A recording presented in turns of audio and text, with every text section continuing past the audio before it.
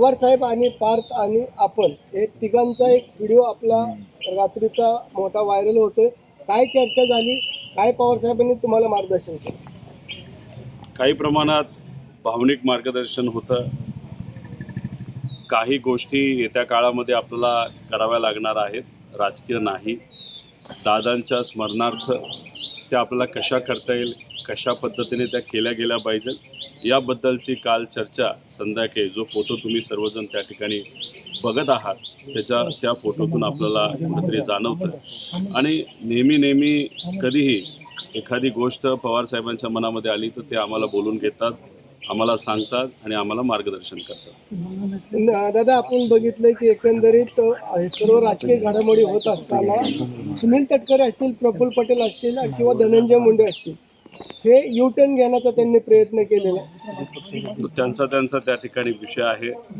राजकीय मी बोलेलच, पण 10 तारखेला विमानाबद्दल ज्या शंका आमच्या मनामध्ये आहेत त्या शंका मी प्रेझेंटेशन नाहीतर प्रेस कॉन्फरन्सच्या माध्यमातून लोकांसमोर तिथं मांडेल मुंबईला.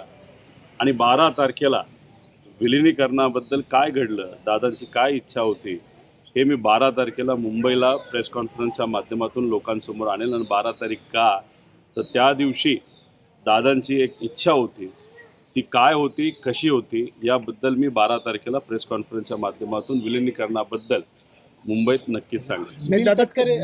दादांची इच्छा होती असताना सुनील तटकरेंकडून दादांचा फोटो फक्त वापरला गेला आहे. सुमित्रा पवार किंवा इतर कोणाचाही फोटो त्या बॅनरवरती पाहायला मिळत नाही. त्याच्यामुळे सध्या जोरदार टीका सुरू झाली. आता राजकीय मी इथं बोलणार नाही, विषय त्यांच्या पक्षाचा आहे. त्या पक्षाला कसं वागावं, काय करावं, कसे फोटो वापरावे हा त्यांचा त्या ठिकाणी विषय आहे.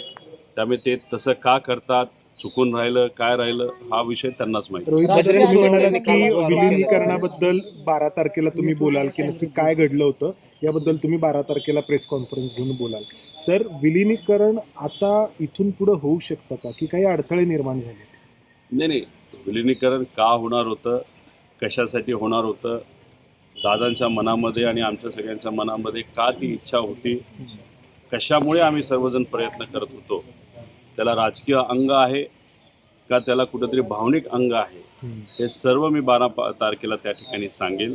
आणि त्या दिवशीसुद्धा व्यक्तिगत मी म्हणून विलिनीकरणाबद्दल काय पुढं होईल आमच्या डोक्यामध्ये कुठलाही त्या ठिकाणी राजकीय विचार हा मनामध्ये त्या ठिकाणी नाही तर डोक्यामध्ये तिथं येत नव्हता. पण मनामध्ये एक मात्र होतं की अजितदादांची जागा ही कुणीही घेऊ शकत नाही.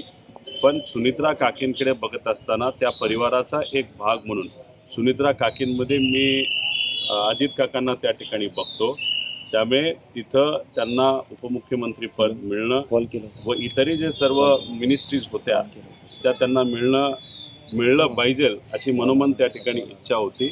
आणि दादांची जी पोझिशन त्या पार्टीमध्ये होती ते म्हणजे राष्ट्रीय अध्यक्ष दादा होते, ती सुद्धा पोझिशन ही कुठेतरी सुनित्रा काकींनाच मिळाली पाहिजे अशी सुद्धा इच्छा त्या ठिकाणी माझ्या मनामध्ये आहे. राज्यसभेची वहिनींची जागा